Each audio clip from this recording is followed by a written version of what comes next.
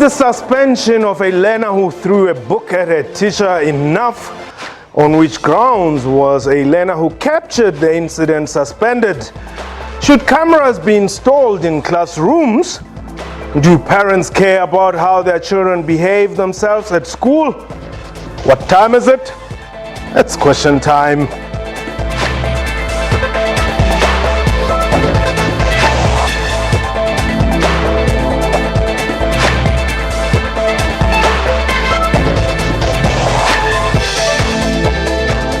Gauteng Education, and welcome to the show. My name is Mpho Tsedu. The safety of teachers at schools is back in the spotlight. This after a video showing a learner at a school in Sedibeng throwing a book at a teacher went viral. It is alleged that the teacher wanted to confiscate a book from the pupil who refused, and the pages of the book were torn. Hence, the pupil threw the book at the teacher. While Gauteng Education has announced the suspension of the learner, MEC Panyaza Lesufi says if she is found guilty, she will be punished for her actions. A learner who also pulled her book from the teacher and the one who took the video are reported to have been suspended. Spokesperson Steve Mabona says the teachers and learners who witnessed the attack are receiving counselling. We are live, and therefore you can call us, and there you've used the numbers to dial 089-110-4210. Internationally +27891104210. And our Twitter handle at QuestionTime24, and a reminder that you can also stream us on our Facebook page, SABC News Online, and our YouTube channel, YouTube.com/SABC Digital News. My guest today, Olani Fagude, he is from the SATU Secretariat Office, and Steve Mabona is Gauteng Education spokesperson. They join me in studio. Gentlemen, welcome to the show. Steve, give us the latest. I know the MEC visited the school. There is the suspension of the learner who was accused of throwing the book, but also, surprise, surprise, you also suspended the one who captured the footage. Yes, definitely. Remember, at schools there's a code of conduct, yes, which parents participate in crafting, making sure that there's a discipline, there's order in any school, because the responsibility of making sure that there's discipline, solely lie, in the hands of the SGB, because SGB represent parents, and parents must assist us as education to discipline their children. So the code of conduct does not allow a cell phone to be utilized in the classroom, though they are not barred to have it in their possession. Okay. They're not supposed to be utilizing. Okay. Same. So if you use it in the classroom, and most especially during contact time, you will then be charged accordingly. So hence, the other learner was also suspended. Okay. For that, yeah. So what actually happened? The book was thrown at the teacher because she wanted it, or what? What's the story? No, look, it's a maths lit period or class at that time, and this learner happened to have another book which she was preparing for another assessment. Okay. But then the teacher, because she was then busy, teaching, she did not want that to happen. It's not only her. I think it was 3 learners who were involved, and she called them to order and wanted to confiscate this one because she didn't want to close the book. Okay. Hence there was that misunderstanding or fighting for the book. Then it ended up tearing apart, and the learner stood up, and as we might have all seen what she did, which is uncalled for. I mean, you don't do that in a classroom, you don't do that at a teacher, a school. You need to respect as a learner. And the MEC, made it very clear to educators that they need to be in charge of the class. The classroom, it's for them to make sure that there's discipline. But how do they take charge of such a classroom where they are attacked by learners? Actually, this is something SATU has been saying for a while, that educators are not safe. SATU. Absolutely, they are not. I think first thing as Mpho is that we need to commend the teacher in the manner in which she reacted, under extreme provocation from the learner. That is actually the best way to react, not to react against such provocation. But then what we want to say as well is that, you see, as far as we're concerned, the burden of disciplining a child and maintaining a certain standard of discipline in the classroom, it cannot just be relegated and left only to the teacher and the learner in the classroom. And that is precisely why we get to see such things. That is why, as a union, we have always been calling for increased tenfold parental involvement within the education of their children. By the way, what we saw there is just the tip of the iceberg. We know of even worse circumstances across the country. It's worse in the Cape Flats, for instance. Just recently, we spoke out very strongly against a teacher who was actually murdered at home by a learner, who accused the teacher of having failed him. So teachers are exposed to worse, and but we feel that increased parental involvement, amongst others, is the solution to part of the problems. Well, talking about parent involvement, Steve, we have learned that actually her parents were defending her. Well, is that the case? Look, the parents were saying to us there's a code of conduct of the school, and according to them, the child was provoked because the teacher was not supposed to confiscate the property, which is a book. But we are saying there's no justification, but they considered that their child was wrong in how she reacted. But then emphasis from them was that she was provoked and probably she might have not acted in that fashion. But we are saying there's no justification.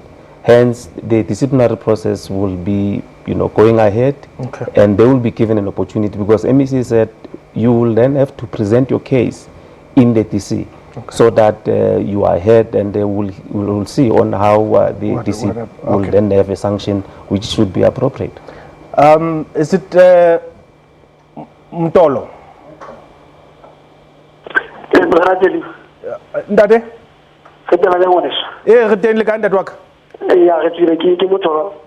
All right, Ndade.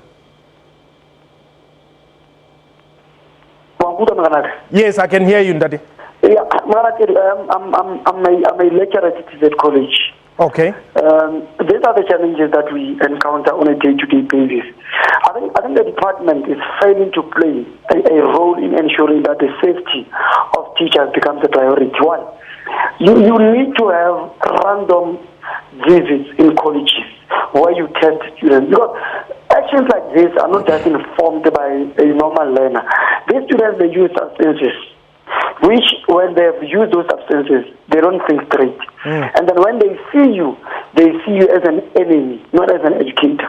Because if you check this video, I think SABC played a role in a FISA program at SABC Education, asking some, when they showed you that event, Yalishol and the other teacher when he was beating the teacher. I think also the department has to take responsibility to ensure they visit schools, they check these kids use substances, and they become dangerous to us teachers, because it's not every teacher that looks old. Others are old, but in terms of their body structure, they need a bit small and a bit young. And then these kids have our share, but they need to have someone their age, someone that they can beat easily and so forth. And this is affecting, because it's going to degrade the standard of teaching. We're going to have fewer learners that will say, I want to be a teacher because of such things. And the department is doing anything. This suspension is nothing going to happen. They're underage. That is the worst case scenario. But in an event where it was a teacher that had beaten a student that undermined the teacher, suspension or jail time was going to be, now the student. I'm battling to hear you now. Let me just say, I think we have noted your contribution.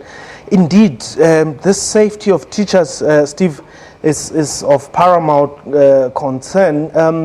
How do you as a department guarantee a conducive environment for the educators to provide or impart the skills and knowledge that they are supposed to the learners? Look, we will normally put an emphasis that the school does not belong to the department only. I mean, we have the SGB which must assist to make sure that the school is fully functional. And in that, not only focus on the governance of the school, looking at the learner material only, and they need to make sure that there's the curriculum, it's up to scratch.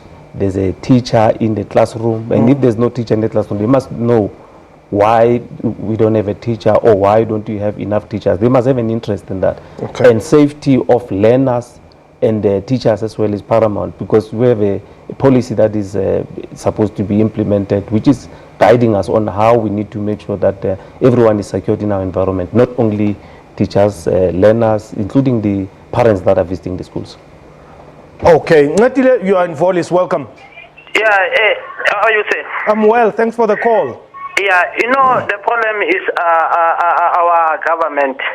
Our government, you must allow a proper punishment at school, because now the teachers, now the learners don't respect. Okay, Ngatile, we'll talk about that aspect after the break. But also, should we be heading to an era where there are cameras, CCTV cameras, that is, in classrooms, just like it's happening in some parts of the US now, for different reasons though? But yeah, let's hear from you. 089-110-4210 when we return.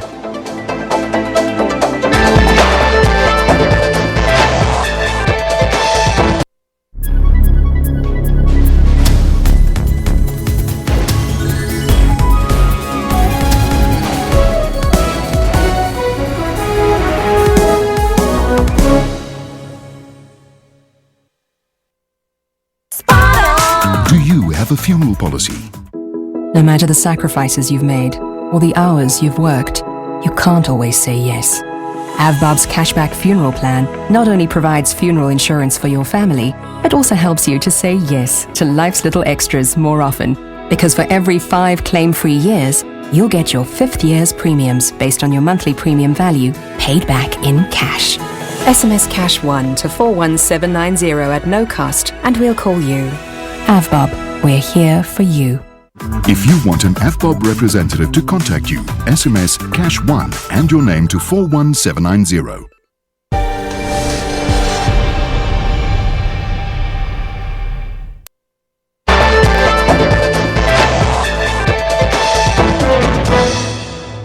Olani Fagude and Steve Mabona are my guests today, and you're still watching Question Time. So we're talking, do we go to an era where CCTV cameras have to be installed in classrooms? Well, I think that is a conversation that we definitely must have. However, what I can say with confidence is that perhaps we need not come up with microwaved solutions, which to us it will definitely sound like. You see, you cannot even start speaking of CCTV cameras when you still have got such a unfavorable learner-to-teacher class ratios, for instance. Like I said, what you saw in the video is just the tip of the iceberg. Teachers are actually exposed to even worse. So there is already a policy that exists on the minimum infrastructure that is required to ensure the safety of both learners and teachers. If we can start there and get the basics right, because it goes even beyond that, Mpho. It's also about the post-provisioning norms and standards that we've been debating with the department for quite some time right now. Yeah. It makes a provision at some point. We are saying that there must be psychosocial services, for instance, that are availed at schools, because you cannot expect a teacher to teach, to be a nurse, to be a social worker, and to be a security officer, etc. So we need to do the very basics and get them right. Now, whether we get CCTV cameras at some point, that is certainly a discussion that we must have. But let's start with the basics. That's what we're saying. But I'm tempted to ask this question. I'll be accused of being an old person, but how did teachers in the past get it right? I mean, we complied with rules at school and all that. I mean, in the midst of activism of the 80s and all that. And now things are not working out. Look, we think that where we are definitely beginning to get it wrong as a country is that the education system right now, I know Steve will agree with me, it now has been reduced into just the process of skills acquisition and nothing more. It's like that simple value chain. But then we have lost the elements of ethics and values within the education system. And that's that we've always called for that education must not just be about us celebrating metric results, the mere summation of numbers, this percent and that percent, without in actual fact considering what goes into that particular system. Now we are saying, what happened, for instance, to the elements of values and ethics? Is our education system in actual fact assisting us to produce the patriotic, responsible, and South Africans of high moral value? Kanyisile, you're in Durban. Welcome. Kanyisile? Yes, hello. Yeah, I welcome them. Thank you so much. You're welcome. I like the discussion that you guys are having right now. Okay. Because it's a matter of what is it that is being said about learners disrespecting teachers at school. Yes. Because a lot has been said about teachers abusing learners, teachers doing this to learners and everything. My point of view here is to say our government does not have any policy that protects the teachers. It's all about learners. So learners are also aware that it's about them. So they take advantage of that. They disrespect teachers.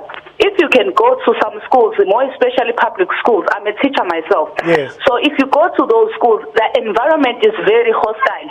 You can't even reprimand a learner because you are scared.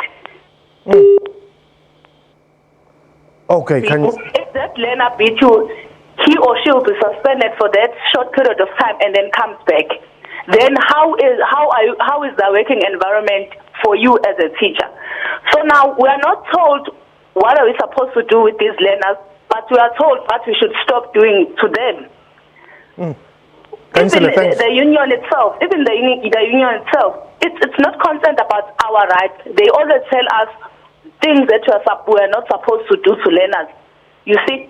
Okay, I'm going to come to Steve. If your potential members are also worried, I mean, I'll ask, what was Duata doing right, which SATU is not getting right, and Naptosa and all that? Well, the fact of the matter, Mpho, is that there is a set procedure and policy that deals with recourse for both learners and teachers. I mean, we are not, as a union, going to encourage corporal punishment, for instance. We know that it is outlawed. That is now a non-issue. What is important, rather, is that it is for teachers. In our case, as SATU, there is a site steward in each and every school. You know, if a teacher feels that they are aggrieved somehow and they're not being assisted by the school management team and the principal, they are more than allowed to, and are supposed to, in actual fact, go towards their union representative so that we can take up the matter. But what we're saying is that we know that there are ways of recourse that are there for us, but we do not equally encourage violence to deal with violence, as a matter of fact. Steve, look, we cannot really, like as he said, I mean, the issue of corporal punishment, because people will be saying, go there, we can't even go there. We will put an emphasis on parenting, because I think that's where we're lacking. We are in a different era. And hence we normally say, when you look at the code of conduct of different schools, we need to make sure that our code of conducts are relevant. They are, relevant for the children that are being, that we bring up now. It's a different crop.